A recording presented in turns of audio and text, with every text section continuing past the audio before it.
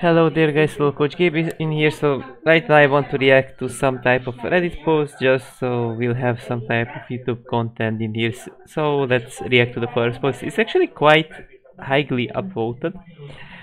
Since Indra is on the chopping block for nerfs, she is the perfect candidate for a 5 movement speed nerf. She's currently 330 and should be nerfed 325. Let's read the whole post. One of the biggest reasons that Syndra is so good in highest level of play compared to other mages because she doesn't have to stop moving while casting her DPS abilities. Sure, that will give better spacing capabilities to Syndra. Since making her stand still and cast Q after like 10 years of not having to do this would be understandably cause massive dissatisfaction for mains, the better way to hit her mobility would be by bringing her down to the lowest movement speed tier. For reference, this is what Orianna and Olivia have.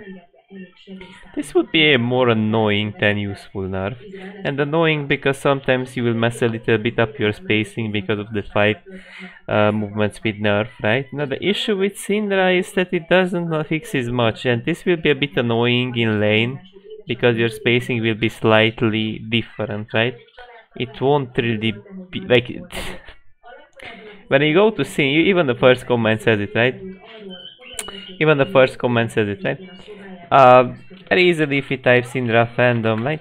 We can visually see it with our eyes that the issue is clearly not her movement speed. She does a lot of damage. She scales pretty much for free in lane in the most of the matchups. It's borderline unpressurable, even by assassins, because she has a stun and a knockback on her E, a slow on her W, which helps her a lot to kite. But also her scaling is very obnoxious on all of her abilities. For example, she gets 2 Qs. Eventually W will deal true damage. Now, even though it's not too much, like you don't inherently get damage on your E, the AoE gets to be much wider, and you also get a slow for 70% or 125 seconds, right? And her ult is just very strong. Not only that you're gonna execute people under 15% HP in case they somehow manage to escape. The issue with the ultimate, it around like 3 items, it can deal quite a lot of damage, over 1k damage, right? So this ultimate, as it is a point and click ult, it can deal really easily even 1500, 2000 damage in the late game, depends on your AP level of course. So the issue with Syndra is not necessary. That's not necessarily the problem. But also her ult notably provides DPS on her Q because it does decrease the cooldown of her Q. So some of her abilities are a bit stronger than they should be. She has some extras here and there, but it is not like look, Syndra gonna one shot you whether she has the 5 more or less movement speed, right?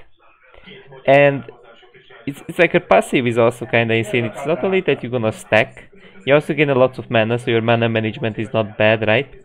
So it's like it's like she's such an insane scaler with a decent early game, decent mid game. So it's really, there isn't like, in some matchups you may suck. Let's say in the early game you may suck, but it's hard to like punish a Syndra. That's the thing. At most she has free scaling. Then even her mid game again is they're generally not bad.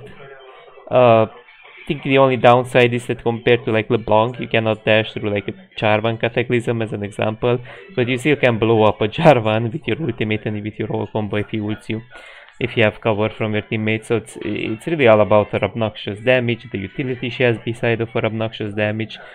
She has sort of a engaging ability on her QE, so it's actually just, she has a lot of threat, right? And so I think overall she's just like too strong for multiple reasons, right? So that 5 movement speed buff nerf, it doesn't matter. So you remove 5 movement speed, it's just gonna be annoying. It will be more annoying than useful actually. Worse in the players, right?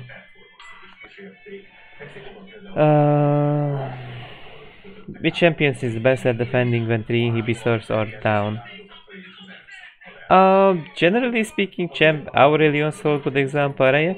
Generally speaking, AP champs that do have DPS, such as Aurelion, so Cassiopeia, champions that deal HP based damage, or champions like Kale, she does also HP based damage. Now again, some champions really love it when those are open because they can get their power spike levels, such as Ornn, but preferably you shouldn't get into that situation where 3 imps are open. Ryze is again not bad at clearing those. Liandry champs that do have DPS in their kit and build Liandry overall. Liandry usually does lots of damage into super minions, of course.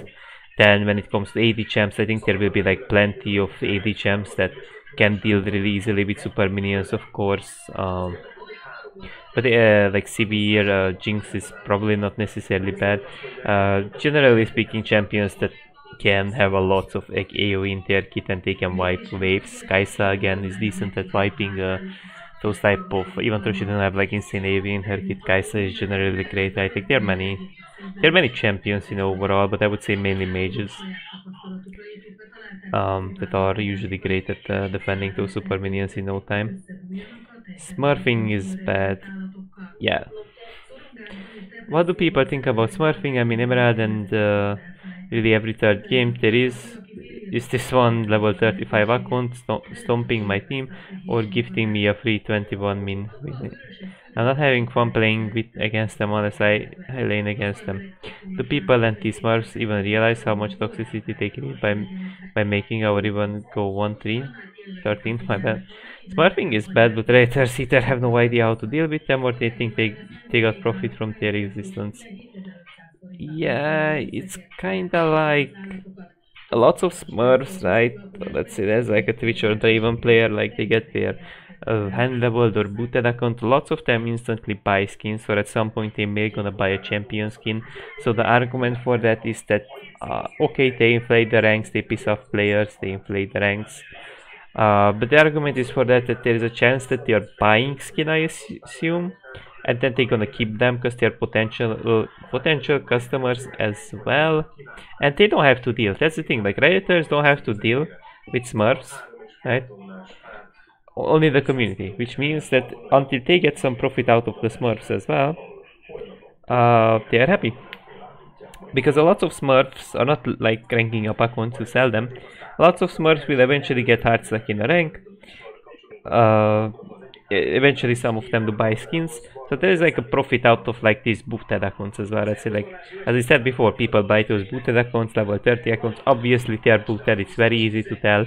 There is a clear repeating pattern of them being booted accounts, which could be instantly, of course, banned. But the thing is, it's kind of like similar to World of Warcraft, where if you would have to ban bots, then you don't get subscriptions, right? So it means that they do not provide some extra revenue, and same thing could be applied. The more new players, I mean, the more, of course, people use booted accounts, the more players are overall in the game in a way. That will either like play the game to give the game more popularity, which is already quite popular, so that doesn't make too much sense to say, but it's just like there is the possibility, yes, there's a possibility that they make a profit out of them. That's the thing. So that's why it's not like entirely getting wiped out. But often it's not like too easy to tell as well that this guy is constantly improving, constantly learning. That's why he might be stomping. It's not always obvious, so it's kind of hard to like always 100% determine if this guy is smurfing or not. And then they could just like, I don't know, innocently ban a mastery players that had like 5 good games in a row or whatnot, right? So it's about like how accurate the judgment is. Jinx Arcane cosplay, I mean, could not be bothered about that right now. T-Bone Faker on the contribution. Where is TSM? No indication from FPL or SEK so far. I actually don't know where is TSM, I'm curious of the comment section. I believe Travis said in a recent stream that they most likely won't be in League 2024. Yeah, I just don't know how to feel about TSM. SEK off season is pretty much mostly done. LPL has a bunch of project moves also, and TSM is nowhere to be seen and heard of. I didn't even hear of TSM, that's the thing. Ever since, like, TSM at the time was big, but they fall off, then it's kinda like I don't know, man, just like fall off. I love that the Velcros got changed, but this kind of sets a weird precedent for how change is done. What? I mean, I'm happy he got buffed, desperately needed it, but over the past year or so, Riot has only been investing time and effort into fixing things that have enough public outcry and warrant attention. Yes, that's a bit of a problem that Riot Games doesn't care about champions that are not under their radar. That's true. Rise main stage a mass ending spree buffed after 2 years of stagnation. Slender main send in death threats over a skin gets fixed. Velcros mains do the same over the champion state and ability gets sometimes Riot Games does actually need some community feedback as well, preferably, right? Because again, sometimes they don't play the champion or it's very underpopular, so it's not really on their radar because A, it doesn't get played in pro play, or B, it barely gets even played for them to see how shit the champion is, and it's not really a skin revenue champion, so that's like another reason like why shouldn't they bother about the champion, right? But I can definitely agree with this Reddit post that there needs to be some type of boycott or something to make changes, which sucks, right? But I think if the community can give great feedbacks, the best possible Velcros means or the best possible like Rise means could give their opinions on what could be changed, then that would be definitely also helpful for the community and for Riot Games, because I do believe they don't know everything to 100% how they should balance a champion.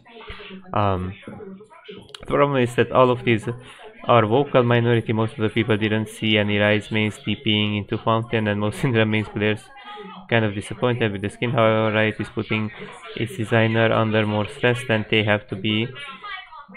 They have to buy only responding to the most vocal players and public outcry. Most Corki mains have shut up for seasons now. Most Zeri players haven't been sending in death threats, and basically all of Yorick players have been busy hopping in the corner to doing anything but trash. I honestly think that these champions would have resources and attentions. Yeah, but Zeri is either broken. Zeri is still fine. He needs some time to scale.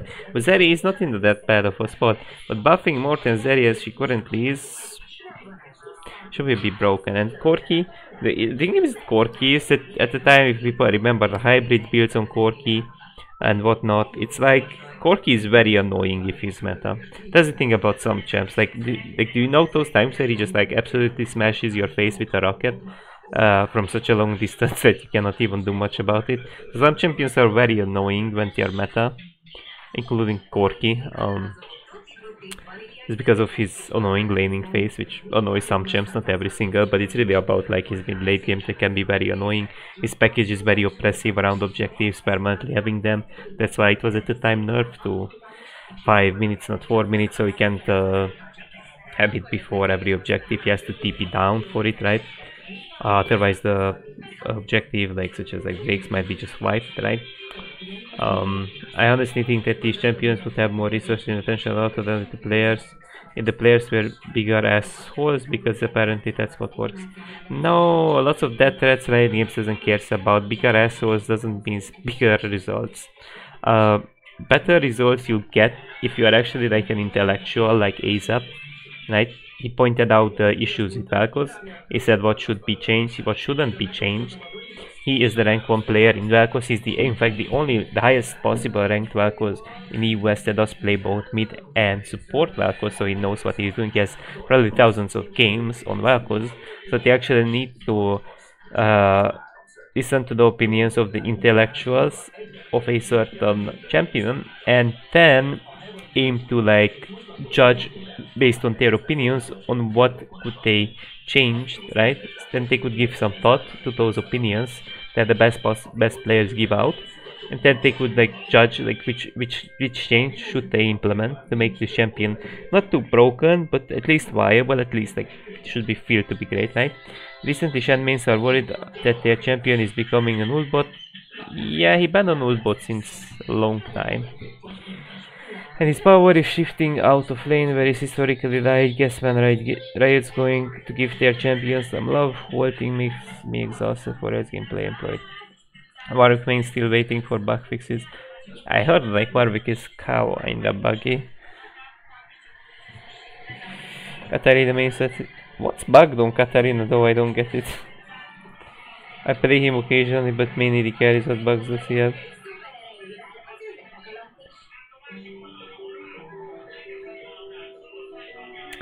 Yeah. The Riven controversy, but I don't think so Riven got buffed because of that, that's my opinion. It's like a pro play post, what made you choose your roles? Generally I wanna answer to questions. I mean, top lane I like fighting people. Which player would you bring out of retirement, invigorate the league scene? None, because a lot of them retired because they're burnt out. They don't feel like playing the game anymore. They don't have the same joy for the game, so I wouldn't really like bring out any of them out of retirement unless they willingly choose so, but again, it's not stop leaking my DMs, my bad. Again, it's not really like my team to pull people out of retirement. Why are we allowed to buy multiple Spellblade items, Triforces and 3 Heretical? How they even work in conjunction with each other? I find it surprising because they're not great. You're stacking shit on top of shit, so usually you get the better effect from stacking items. In case people don't know, you do get the Sheen effects. What doesn't stack, however, is the damage, yes. So you do get the slow, you do get the mana from Essence Reward. That's what I was thinking of as well. You get the speed from Trinity Force. Heal from Thunderer. It's just not worth since you lose that. Yeah, you're gonna lose DPS. It would be nice if you would combine Trinity Force and Thunderer, but it's not really it, you know. So I'm like, you get the slow of course from Iceborne, but it's not like you can't even like stack them only like next season. Of course, this season you cannot stack like Trinity Force and Iceborne as an example, just because they are mythics. But before, in the past, you got both effects. Ian, for us, another pro play one. What's your favorite champion that you can play for your life? Honestly, I get after I play at least 2-3 champs, so I get bored. So I can't always say like probably like Ornn, Rambo or something, but can't really say, you know, Gragas maybe.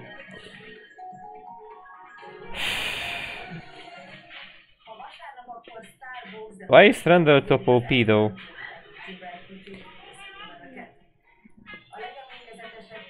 Nafiri is not OP.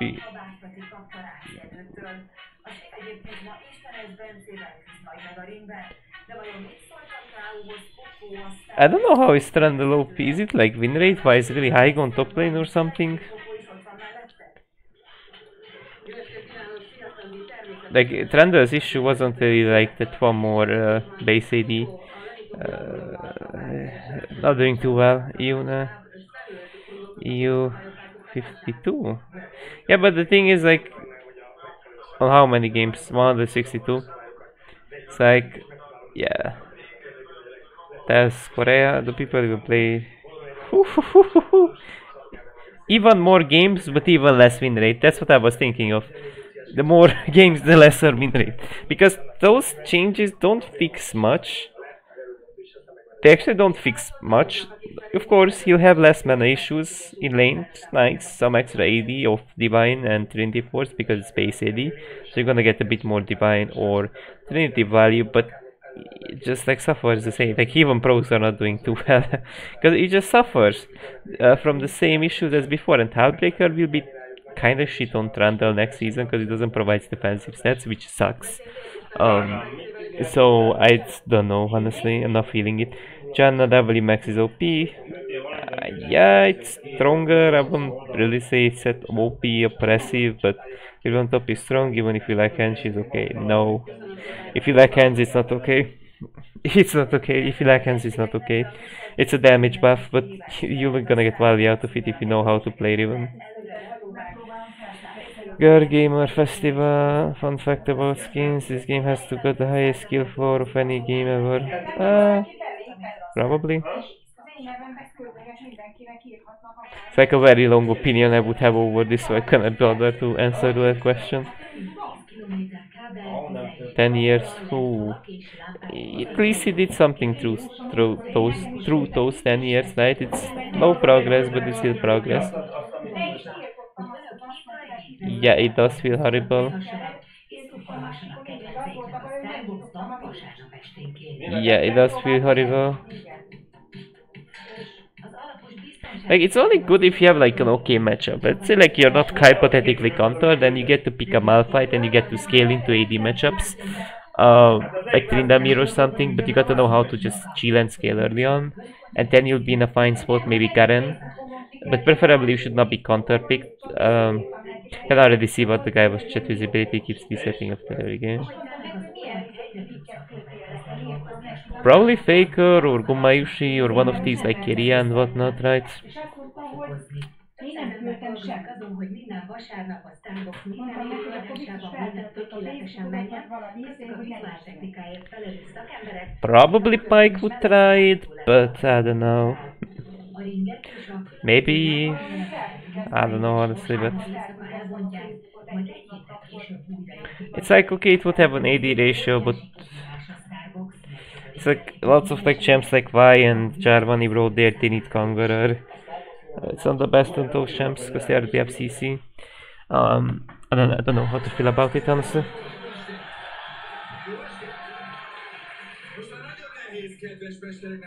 Yeah, I think that's it for now with these league questions because I've been answering so many of them for like 20 minutes. I think 20 minutes are enough. That's it for now, guys. Have a nice day.